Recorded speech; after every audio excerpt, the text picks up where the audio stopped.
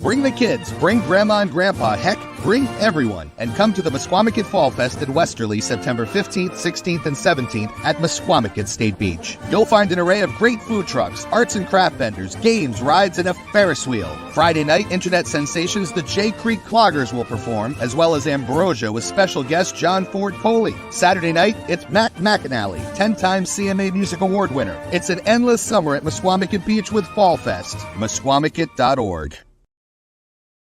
Good evening, everybody. My name is Caswell Cook, and welcome to Mesquamaket Tonight, which is the show that we broadcast on all of our social media networks for Mesquamaket Beach, the place that you guys all love if you're watching us or if you're here on our social media, especially on our Facebook page, where we have over 125,000 of you guys following us. So tonight, when we're doing this show, if you want to type in the comments below where you're watching from or when you come to Mesquamaket Beach, or if you love yacht rock as much as I do, just type it in the comments, and we're also going to bring on our special guest in just a moment. I'll tell you about who's playing at Fall Fest. We have some very special music. The 15th, 16th, and 17th of September is when Fall Fest takes place at the State Beach. It's our 13th annual, and we do the festival twice a year, so it's our 26th festival. So we finally got it down. We know what we're doing now. But coming up on the Friday night of the festival, we have Ambrosia with special guest John Ford Coley. And of course, John's no stranger to Mesquamaket Beach. He's probably played here over 10 times at this point over the years. Saturday night, we're really excited to welcome a bunch of bands, but we're having a band from Canada called The Short Walk to Pluto. And this band is great. Young kids, they've gone viral on the internet, and they've got like hundreds of thousands of followers. And this is their first time to the U.S. And they'll be opening for the great Mac McAnally. And we booked Mac several months ago, not knowing that Jimmy Buffett, was even ill. And so this is going to be a different type of experience, probably a cathartic experience. Mac, in addition to being a great songwriter and 10-time Country Music Award winner, Artist of the Year winner, he was in the Coral Reefer Band, for the last 30 plus years with Jimmy Buffett. And the last show Jimmy ever played was here in Rhode Island in July with Mac. And so he's going to be at Fall Fest, and I know it's going to be a night of tribute to Jimmy. So we're looking forward to that as well.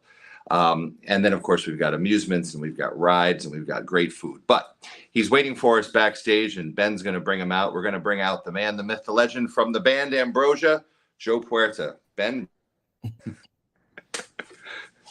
Hi, Joe. Hey, Ben. I hope you're there. Oh, Ben's somewhere backstage. I know he is. He's our producer. So, Joe, where are you? Where are we talking to you? Where are you now? I'm in the mountains in San Diego.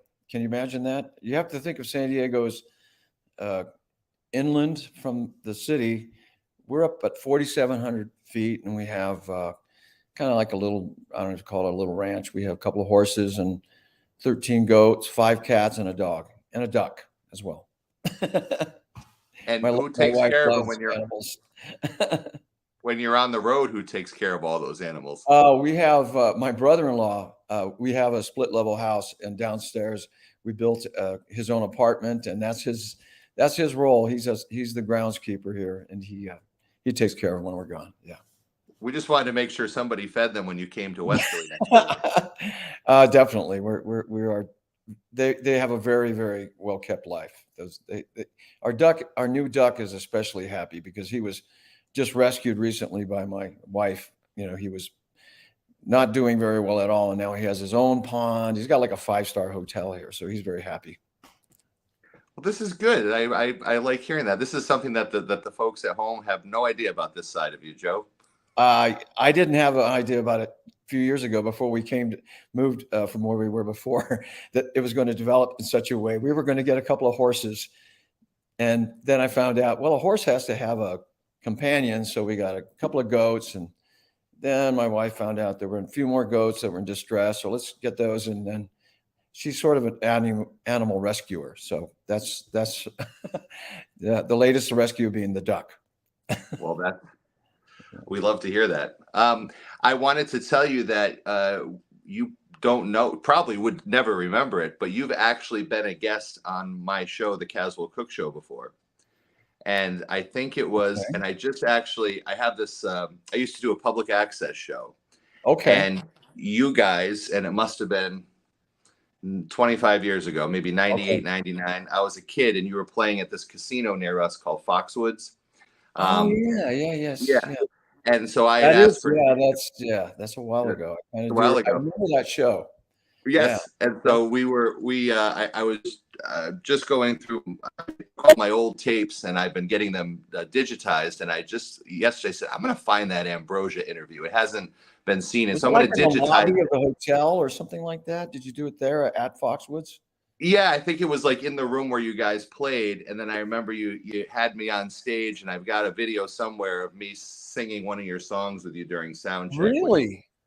I was like, Okay. "Make a Well, wish, there you go. baby." Yeah. And I Which song remember I was it? didn't quite know all the words, and so one of the guys in the band was trying to like say wash away the past, and it's a funny when I get that video of me at like age 20 something interviewing you guys all those years ago, I will send it to your wife so she can put it Okay. out on social media. It'll be Shannon funny. is the archivist. She's incredible. She's collected. I never was a big collector of things. I wish I would have been, because it would have saved her a lot of trouble. But she's got posters from different parts of my career, going back to the very first tour I ever did. I was the bass player for a singer named Shai Coltrane, who had a big hit called Thunder and Lightning. It was a big hit song in the 73, 72, something like that. And then, going on, of course, Ambrosia. And then I did 7 years with Bruce Hornsby in the Range. That's where above me, you see that little gold statue. That's a Grammy we won for Best New Artist way back in 1980. 1986 Grammys. We were the Best New Artist. So that was a fun thing. So to kind of show the different aspects of everyone's career, we do the way it is in our show as a tribute to the time, because Bruce played with us for a short time. A matter of fact, the only song that we had on MTV, or when MTV was just starting, we did a video, and Bruce was our keyboard player, because that was the plan. He was going to be in the band, and he decided, you know what, I think I want to do my own thing. And then about that time, our band kind of went separate ways for a while. And he said, hey, you want to be my bass player? And I said, not doing anything else. I've been in Ambrosia since high school, practically, or, a band that evolved from my first original band, became gradually evolved into Ambrosia. But So it's been over 50 years then. Yes, 19, the first time we got together with the four people that became the first album band, that was 1970. We got together, and then we didn't put out our first album until 1975. We got our first agreement to sign to make an album was sometime in 73. And then the album recorded was in 1974. And at the end of 1974, a friend of ours, a very actually well-known and incredibly talented classical recording engineer, a guy named Gordon Perry, came to our house as we were getting ready to do the mix, and he had an album in his hands. He said, this is the greatest pop recording of all time, and the man who mixed this album must mix your album. And we were like, okay, what's the name of the album? He goes, it's called Dark Side of the Moon. And so Alan Parsons. So well, who mixed it? And then on the back said Alan Parsons. Said, well, how do we get a hold of him? He says, well, he works at Abbey Road. So we called Abbey Road, and it just happened. He happened to be walking by the phone. They usually had a night watchman who picked up the phones, took messages, but there had been a disturbance in the parking lot or something. So he'd gone out. So Alan happened to be walking by the phone. He picked it up, and it was like, is Alan Parsons there? Speaking, and the next thing you know, we're this totally unknown band from Los Angeles. We had nothing that he could connect of who these guys are, until Gordon Perry, who is this 5-time Grammy Award-winning classical engineer, gets on the phone with his very proper English accent. This is Gordon Perry. He had, sound for Decca Records, and he just made us sound like we were the biggest new thing in the world. And Alan happened to be coming out to LA, came to our house, and we're like practically shaking with, nervousness. And I mean, this we is the told guy him, who was like there for like, Let It Be and Abbey Road and yeah, yeah, exactly. I mean, he wasn't, Alan Parsons' project hadn't happened yet, but he was, anybody that knew anything about sound was starting to become aware of this guy, because Dark Side of the Moon had broken, had just made this new level of mixing that he had brought to music. So we played him what we call the rough mixes, basically Right. what the music was. And he listened, and we said, well, what do you think? He goes, I think it's fantastic. And I was like, well, really, what do you think? He goes, it's great. Okay. And so he agreed to mix the album.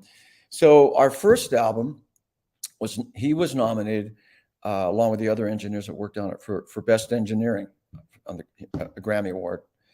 And then we asked him to produce our second album, the Somewhere I've Never Traveled album, which again, he was nominated for best engineer. He didn't win, but just to get in the top 5, yeah, right. we were doing pretty well.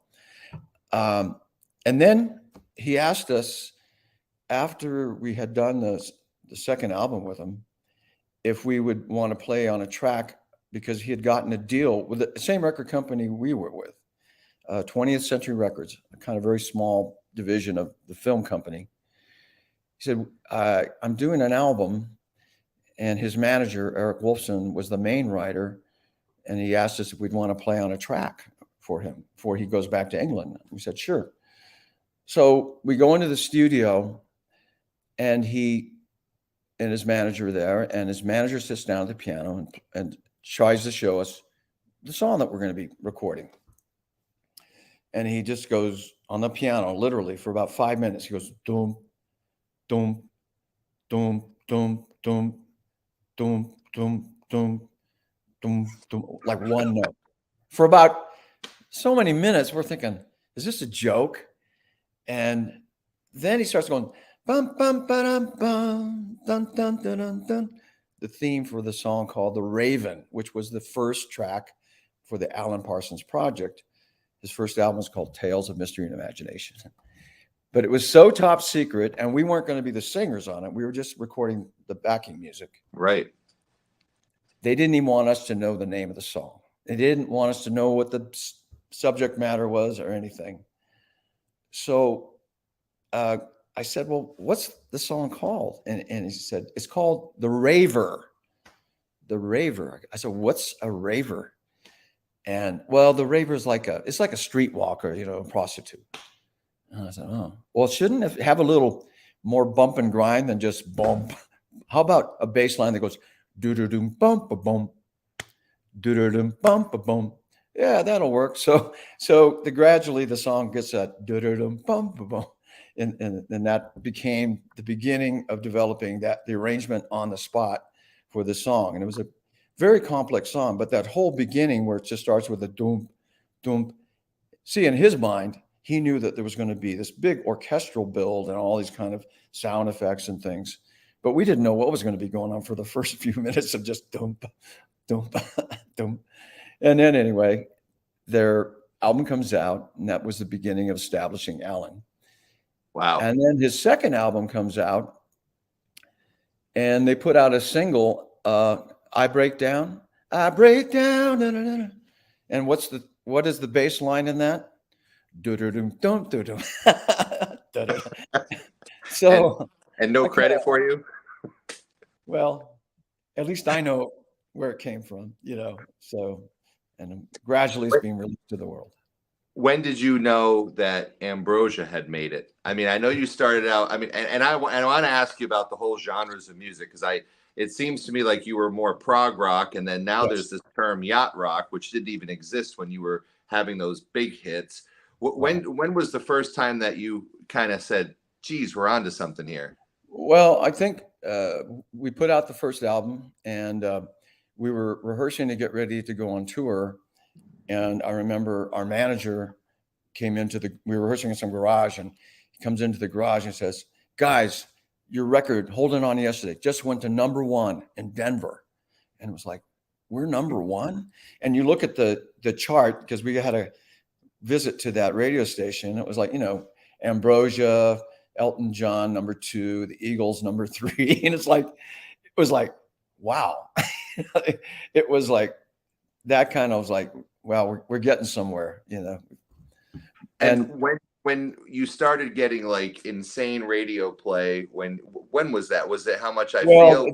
How Much I Feel was the one that was the first like #1 radio play. It went to #1 in the country, and it was getting played everywhere. And what's amazing, as you said, with this resurgence of yacht rock, we're still getting a tremendous amount of play on different formats that specialize in the yacht rock, you know, style. My wife and I have Sirius XM channel 14 on all summer. Okay. And you and Coley and Christopher Cross have got to be the top 3, and maybe Player as far as you're right up there. Yeah.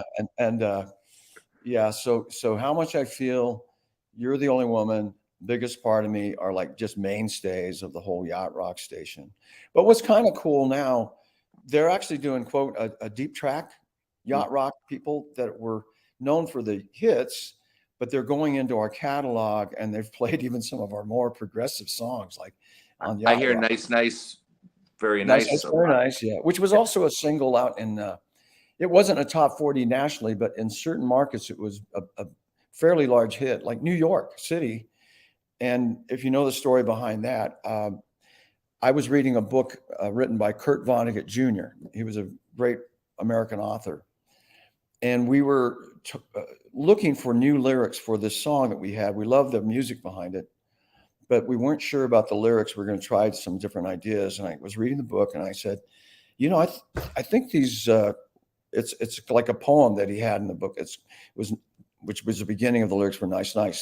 Sleeping Drunkard, Central Park, Lion Hunter in the Jungle Dark, Chinese dentist, that is great. You know, nice, very nice. So many people in the same device. I said, that's kind of cool, you know? And so we went to the studio, we put those lyrics down and we thought, this is great. It really works great. Then we were going to put the album out and, you know, we're not lawyers, but somebody said, did you ever get permission from Kurt Vonnegut to use his lyrics? And I was like, no. So here we are, totally finished album, mixed by Alan Parsons, ready to go to pressings. And we have to send off the song to Kurt Vonnegut for approval. What if he says no? And we're like, oh my gosh, please. Anyway, he loved it. He sends us back a letter saying how lucky he is to be associated with us. And at the end of it, he goes, music is the only art that's worth a damn. I envy you guys. And it was like from Kurt Vonnegut. So you can imagine me having grown up being a Kurt Vonnegut fan, one of the greatest authors of the 20th century, to say that to us at the beginning of our career. We weren't anybody yet, but he was already like saying, I'm lucky to be associated with you. It's like, wow, thank you. So those are the kind of things that really stick in your head as far as moving along from, you know, starting a band. And like you said, when do you know you've made it? It's like when you start to make these kind of connections with these great engineers, amazing authors. I mean, we've even had, you know, people that we've worked with like Leonard Bernstein and people like that we got to know through our music. And it's just, it really, when you begin your career, you never even think of some of the other contacts that you might be making through your music. Right. Yeah. When you're on stage, I mean, you've been doing this a long time. I mean, you told us it's going on 50 years for Ambrosia with some breaks. It's got to be a different feeling playing those songs today, probably, than it was then. I mean, when you look out the audience, obviously, I mean, I was born in '74, you know, so like I'm a person that knows all the words to those hits, but I wasn't there the first time. I was a little baby, and there's so many people that have discovered it later. Right. What is it like as a person from your point of view up on that stage and watching all those people in the audience night after night know all the words to your songs? I mean, what is that like? No, it's great. I mean, you know, again, I think you couldn't even conceive, you know, 40 some years ago when these records came out or whatever, that people were going to be a younger crowd many times. The yacht rock has brought a different age group to. We have, you know, obviously people that were alive, you know, young when the record came out, but then it's like their grandkids are coming to the shows. You know, they're 20 years old and they know the lyrics to the songs. And it's also because our music has been used now in movies, television shows, and things like that. It gets a different kind of, people connect with it in a lot of different ways. We were watching the show Rizzoli and Isles, which is a kind of a show that's been running for a while. And they had this one episode where they're having a discussion in a bar. And the discussion goes, well, Ambrosia was one of the most underrated bands of that era. And at the end of the show, they're in the car and they're singing, "You're the biggest part of me." It's like, you never know that how your music is entrenched in people's consciousness. It's part of it's almost like those songs are kind of in our DNA. It's a lot of people call it this. It's the soundtrack to people's lives, because people definitely rely on music to get them through a lot of things, through tough times, through love affairs and breakups and everything. Those songs are written with all those things coming from our experiences, or sometimes you imagine the experiences of other people, or it's that you have an open palette to paint pictures when you write songs, which is kind of cool. You can write about as goofiest things you can think of. Like you probably saw the movie Bohemian Rhapsody. Of course. And when the record company's listening to the first song, they're going, "What the heck is this?" All this, it's, but the music was so great and it was so well done. I think people can interpret that song any way they want, but what was it really about? I guess young guy kills a guy talking to his mom, but then it goes on all this other stuff. And it's like, okay, it's just so strong. It becomes a great story. And you envision it when you hear the music that paints the pictures along with it. Well, I wanted to ask you about this yacht rock thing, because obviously the term didn't exist until 2005, 6, 7, somewhere in that vicinity. Right. When did you first hear that term, and were you surprised that like all of a sudden your music was redefined with this new title? I think the first time I heard the term yacht rock was the guys that were doing kind of a YouTube comedy sketch. Right. And they had two guys that were impersonating Kenny Loggins and Michael McDonald. Yep. And there was all these just little skits of them running around doing goofy stuff. And that was the first I've heard about yacht rock. And I guess somebody picked up on that thing because, of course, Kenny and Michael are, the godfathers practically of yacht rock. And suddenly it became yacht rock. And I always ask the audience of how many people in the audience actually have a yacht. Not everybody, of course. Sometimes a few. Maybe in this Quamacut, you'll have a few stationed off the coast there. Right. It doesn't matter. It's a state of mind. Yeah. I actually have a band called Caswell and the Peel and Eats. Don't ask how I got the name. But we've been doing a lot of yacht rock, and we just wrote our first song and put it out called Coconut Kevin. So we're kind of in that vibe too. But there's a band opening for you guys that is so excited to open for you. They're called the Yacht Lobsters.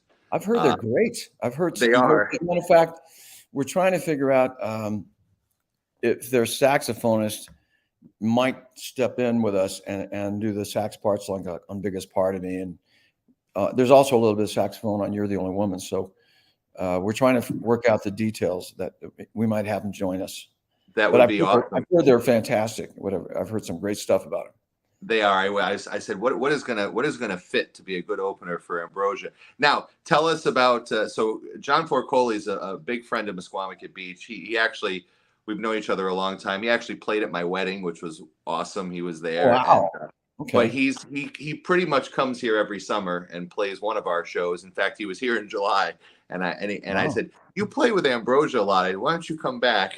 And tell us about your relationship with John, and when you guys obviously go way back, but long before I met him. Well, the first time we actually met John, believe it or not, was in the Philippines.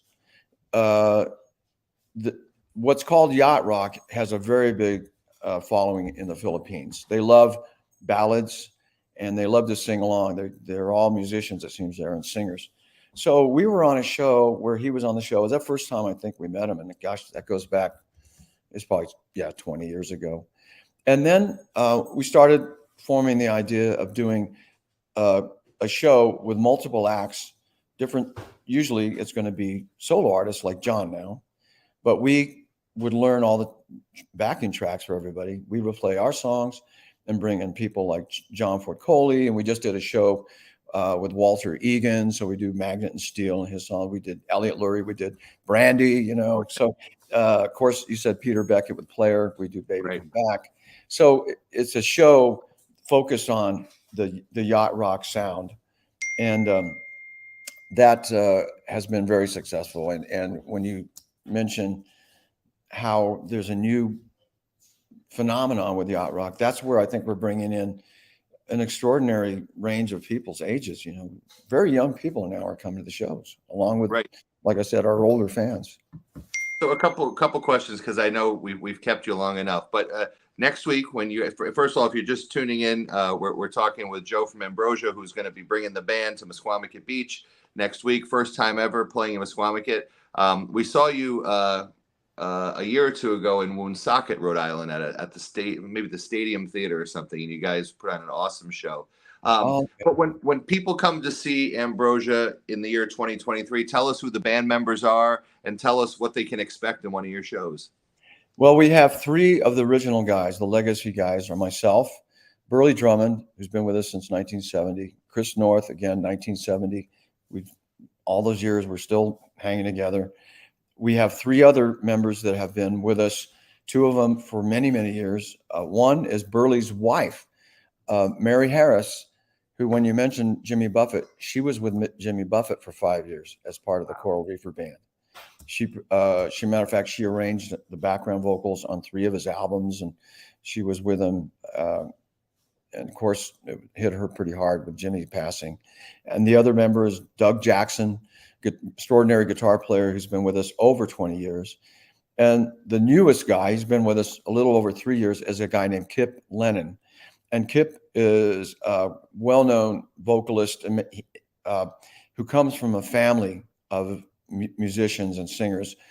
He's the youngest of 12. His older sisters were the Lennon sisters, who were the vocalists for many years on the Lawrence Welk Show, who became an American icon. So he grew up with that kind of a background.